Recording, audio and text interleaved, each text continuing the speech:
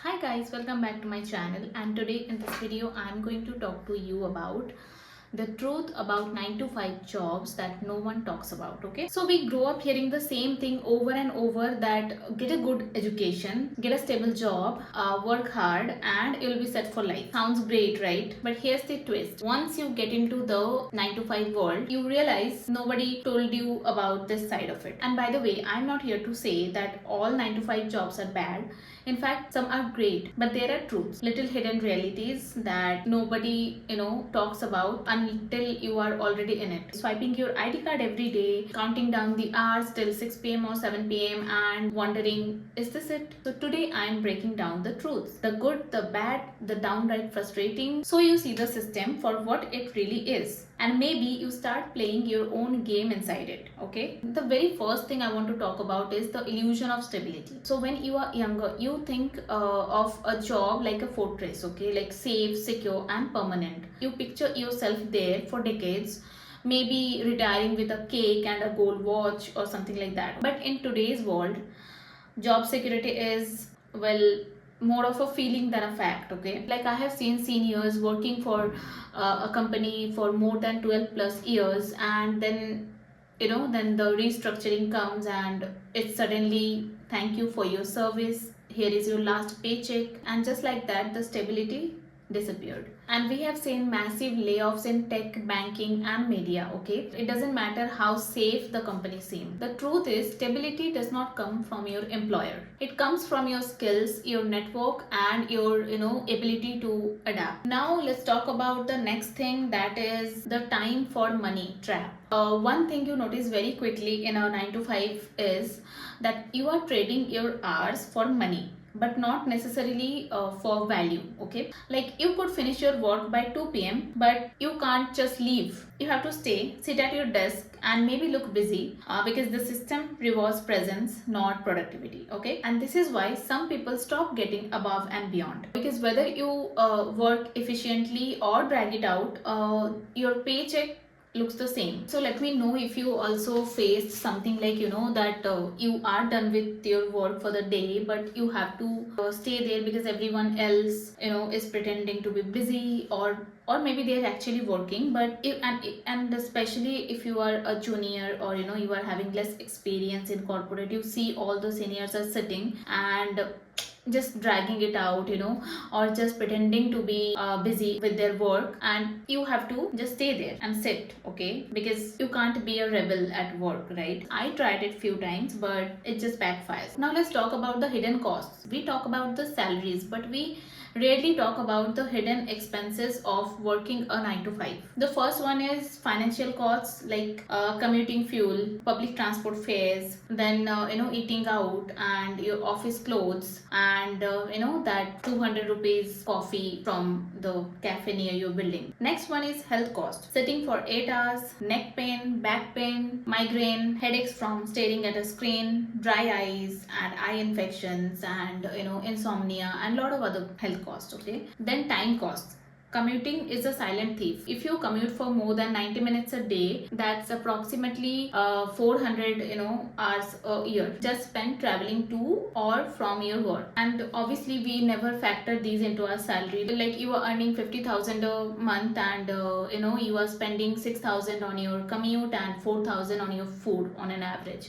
So you are really not earning 50,000. And then there are other expenses like rents and bills and all of other things just for staying in that city your job is in. Now the next thing is lifestyle inflation. Okay, here is a sneaky trap. You get your first salary and you are careful, you save, but as your salary grows, so does your expenses. You start with a basic phone, now you need the latest iPhone. Then you used to take metros or public transport, but now you look at cars. You reward yourself for a raise by increasing your expenses. And the problem is, you start depending on that higher salary, and suddenly you can't take risks like quitting, switching careers, starting something new, because your expenses have you locked in. But obviously I'm also going through the same thing, but the tip is always try to keep your expenses below your income growth, and your future will thank you. Now let's talk about the emotional side, the part that never gets mentioned in the job description. The first thing is identity lock-in. So after a few years in a job, something strange happens, and and that is your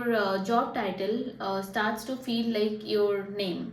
And you are no longer Ramesh or Priya or Ria. You are marketing manager, you are HR associate, you are a software developer, you are a software engineer, and all of those things. And it's subtle, okay? When you meet someone new at a party or somewhere and they ask, so what do you do? And your answer is not about your passion, your hobbies, or the values you have. It's about your job title, right? And the more you repeat it, the more you become it. Sometimes we are so proud of our jobs, sometimes we are not, okay? But ultimately we will just if we are proud of it, then we will just say that I am a HR associate, or I am a software developer, proudly.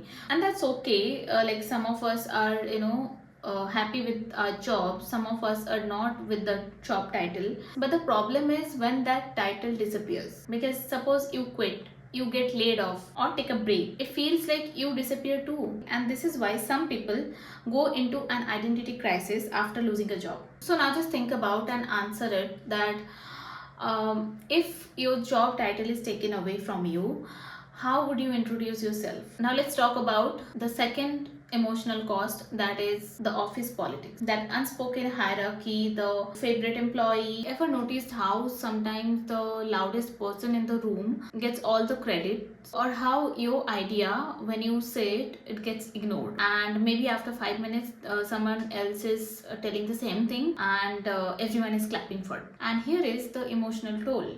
You start second guessing yourself, and you start wondering if it's worth picking up, and over time it chips away at your confidence. And then there is burnout culture. Like in some workplaces, staying up late is not a necessity, but it's a badge of honor. You will see people almost competing for who is online the latest, who is staying up late for the work, who sends an email at midnight just so it has a timestamp. And sometimes if you finish on time, you get that look, like as if you are not working hard enough. This creates guilt. Even if you are efficient, even if your work is done, you feel pressured to be seen working late, or pressured to be seen staying up late. And over time it gets exhausting. And then there is the Sunday scaries. Like you are sitting with your family, maybe you are watching a series or watching TV with your family, having a good time, but your brain is already at that tomorrow's 9 a.m. meeting. So that is the emotional side of it. So yeah, ask yourself, like, if your job disappeared tomorrow, who are you outside of it, and what do you bring to the table beyond your title? Okay, so now let's talk about the hidden upsides. Let's talk about something I have to be fair about, and that is a 9 to 5 is not only a trap. If you play it right, it can actually be one of the most powerful platforms for building your future. The first one is paid skill building. So companies do pay you to learn, okay?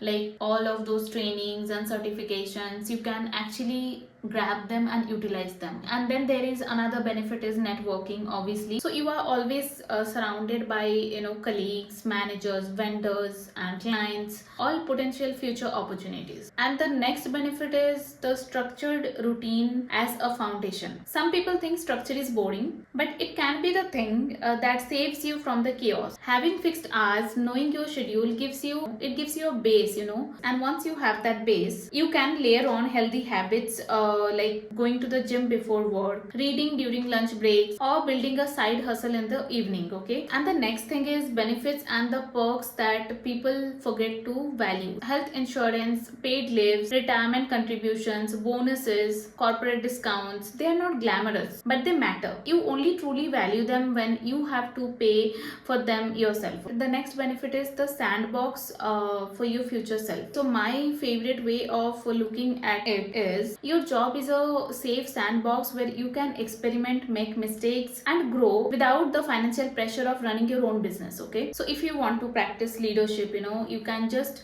start by leading a small project. Then if you want to improve your communication, you can volunteer to present at meetings. Okay, so every single skill you test here can be carried into whatever you do next, whether that's a higher role, freelancing, or your own venture. So if you see the hidden upsides, you can use it to launch yourself into your next big thing with more skills, more confidence, and more connections than you had before. So the trick here is, don't just exist in your job, use it as a resource. Now that we know about the upsides, let's talk about how the system is changing. Okay, so the 9 to 5 of today is not the same as it was 20 years ago. Remote work, hybrid setups, like good for flexibility, but that also means you are always reachable. And due to AI and automation, some roles are disappearing and others are changing rapidly. And also this gig economy, like people are mixing freelancing, jobs and businesses, and this means you have to be more adaptable than ever, because the job you have right now might not be even available after 10 years. So let's talk about how to take back the control. Here are some practical tips you can follow. The number one is build an emergency fund, like 6 months of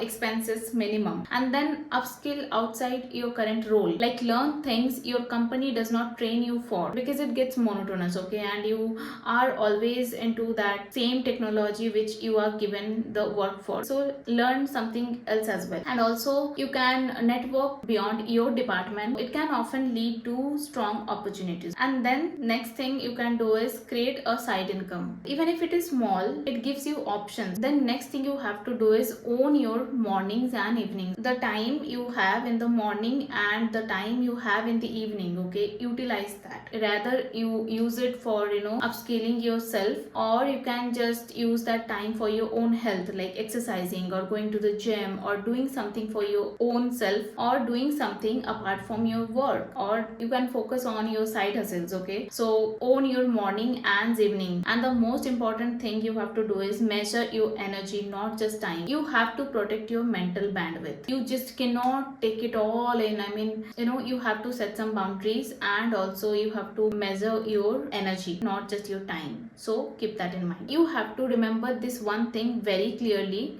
and that is, this system is designed to work without you, but you have to design a life that works without them. Okay, so that is in your control. You have to build your life in such a way that anytime your job is not there, you have something as a fallback option. So you have to do a mindset shift. So what you can do is see your job as a platform, not a prison. Okay, every meeting, every task, every interaction, think of it as collecting skills and stories for your next chapter. And the goal is not always to quit, but the goal is to not be dependent, because that's when you have the real freedom. So a 9 to 5 can either drain you or train you. The difference is in how you approach it. Okay, for a change you can do one thing. You, for next 30 days, you can treat your job like a paid internship for your dream life, and notice what skills you are picking up, what gaps you have, and what habits you can change. Okay, so that's all for this video, guys. You can also share your own experience in the comments, and if you found this video helpful, then please